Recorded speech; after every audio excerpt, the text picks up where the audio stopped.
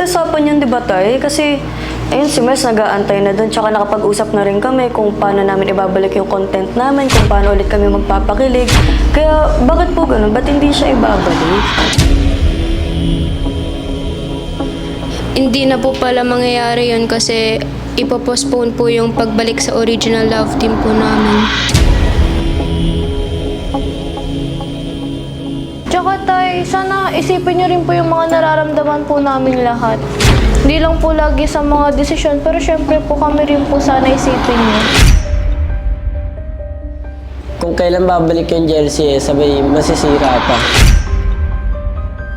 Kaya yun po, sana po tayo, kahit yun man lang ibigay mo sa amin, ibalik po yung love team natin dati kasi ginawa naman po namin yung part namin.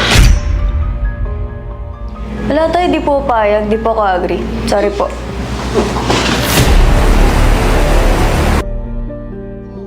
Tsaka tayo, dapat panghawakan mo po yung pinangako mo sa amin. Pero kung hindi mo po kayang gawin yun, ay pasensyahan na talaga tayo, hindi ko po talagang tanggap.